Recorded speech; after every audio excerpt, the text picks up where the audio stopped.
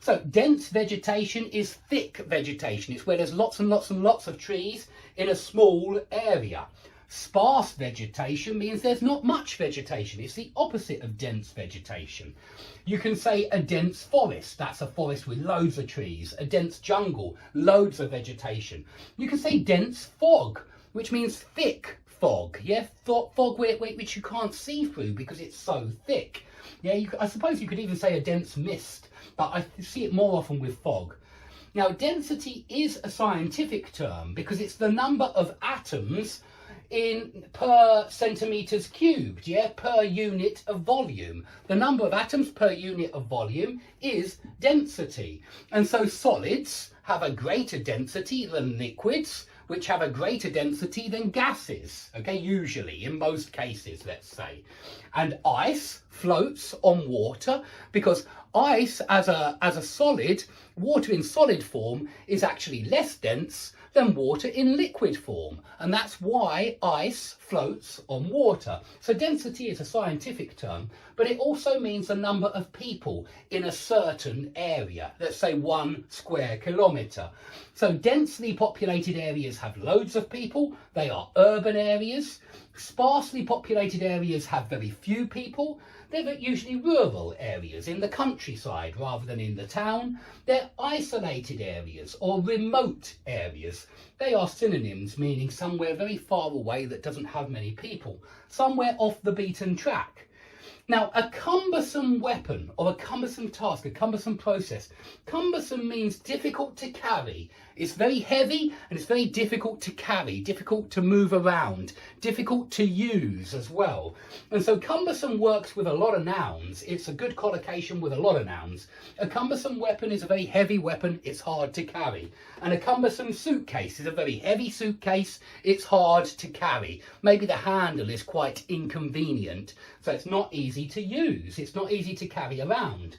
But we use it metaphorically with a cumbersome task, a cumbersome process, a cumbersome method, a cumbersome approach. This all means that the task, process, method, approach is difficult to carry out. It's difficult to use this method, this process, this approach. It's cumbersome. And of course, everybody knows that bureaucracy, also known as red tape in English, red tape, bureaucracy is cumbersome. Red tape is cumbersome. Nobody likes bureaucracy. Yeah, nobody likes red tape. And all of this cumbersome, well, while we're dealing with heavy weights, let's talk about the word burden, because we often talk about a burden on your shoulders, and that's some kind of responsibility that is difficult for you to deal with, that is constantly on your shoulders, a burden. And so it can be something physical. It could be a cumbersome suitcase, a very heavy suitcase, which is a heavy burden. It could be that. But we very often use it metaphorically. You know, when you have children, they are a burden, of course. You have to pay for them, you have to look after them, you have to think about them all the time. And so they are a burden. They weigh you down. They weigh on your shoulders. And so we talk about the burden of responsibility. Children are, the burden of responsibility of having children falls on you. You have to carry them. You can't just get rid of them, yeah?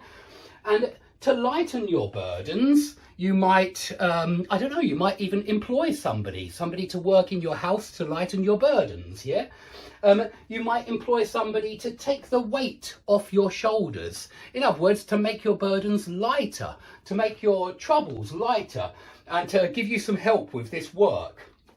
So you'll see that word again, I promise, burden, and it's a useful word, it's a very old word.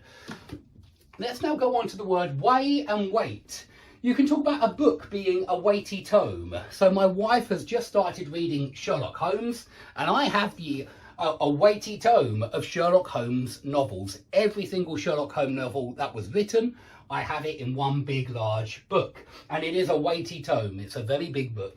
I also have all of the Conan Doyle horror stories and mystery stories, and that's also a weighty tome. It even has pirate stories in there as well, and they're very interesting. They're good stories.